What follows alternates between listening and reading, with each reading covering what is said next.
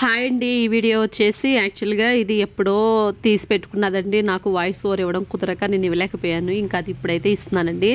ఇప్పుడు chicken తెచ్చుకున్నారేంటి, chicken తినడం మంచిది కాదు కదా అనుకోవచ్చు. కానీ ఈ చికెన్ గురించి న్యూస్ ఎప్పుడైతే తెలిసిందో అప్పటి నుంచి మేమైతే తినడం మానేసామండి. ఈ వీడియో ఇంతకు ముందుదనమాట. ఇక ఎలాగో రికార్డ్ చేసి పెట్టుకున్నాను కదా, వాయిస్ ఓవర్ అయితే ఇచ్చేద్దామని చెప్పి ఇంక ఇస్తున్నాను. చికెన్ అయితే తెచ్చుకోవట్లేదండి. మేము అప్పుడు తెచ్చుకున్నప్పుడైతే చికెన్ పకోడీ అను గోంగూర చికెన్ వండుకుందాం అని అయితే తీసుకొచ్చారు. దాన్ని 2 పార్ట్స్గా డివైడ్ చేసుకొని రెండు కూడా నీట్గా క్లీన్ చేసి అయితే పెట్టుకున్నాము. మా హస్బెండ్ నాకు ఏమన్నా కిచెన్లో హెల్ప్ చేస్తారు అంటే అది ఒక పప్పు చికెన్ విషయంలో అయితేనే హెల్ప్ చేస్తారండి. పప్పు ఆయన బాగా వండుతారు.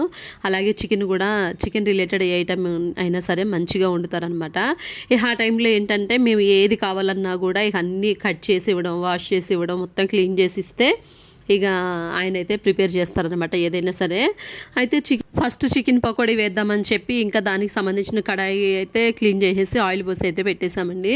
చికెన్ గోంగూర వండుకోవడానికి ఏంటంటే నేను ఎప్పుడు రెగ్యులర్గా వండే దానిలోనే వండుదాము అంటే, లేదు చికెన్ మంచిగా వండుకుందాము, ఐరన్ కడాయి కొన్నాం కదా అప్పుడు అని చెప్పి ఇంకా దానిలో వండుదామంటే నేనేమో అందులో గోంగూర వండకూడదు అంటే, ఏం కాదు వండొచ్చు క్లీన్ చేయని చెప్పానైతే అన్నారండి. దానికి సీజనింగ్ ఏం చేశానంటే, ఫస్ట్ లిక్విడ్తో నీట్గా వాష్ చేసేసి తర్వాత ఆనియన్స్ అలాంటివి, ఇంకా మన ఉల్లిపాయ పొట్టి ఇలాంటివి కూడా అండి వాటిలో బాగా ఫ్రై చేసేసి అవి నల్లగా అయ్యేంత వరకు కూడా ఫ్రై చేసేసి ఇంకా తర్వాత మళ్ళీ డిష్ వాష్ లిక్విడ్ మనకి ఏదైతే ఉంటుందో దాంతో మళ్ళీ నీట్గా క్లీన్ చేసేసుకుంటే మామూలు అయిపోతుంది. అయితే అసలు ఐరన్ సంబంధించిన వాటిలో పులుపు ఏవి వండకూడదంటండి. అంటే లెమన్, టమాటోస్తో చేసేవి, ఇంకా గోంగూర ఇలాంటివి అస్సలు చేయకూడదంట.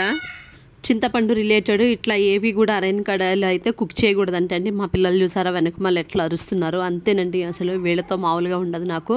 ఇక నేను అట్లా చెప్పిన తర్వాత ఇంకా వాళ్ళకి కూడా సరే వద్దులే అని చెప్పి ఇక రెగ్యులర్గా వండే దాంట్లోనే ఇంకా వండుతున్నారు. చికెన్ పకోడీ అయితే ఆల్మోస్ట్ అయిపోయిందండి. ఇక చికెన్ గోంగూర కూడా అయిపోయిందనమాట, దగ్గరకు వచ్చేసింది.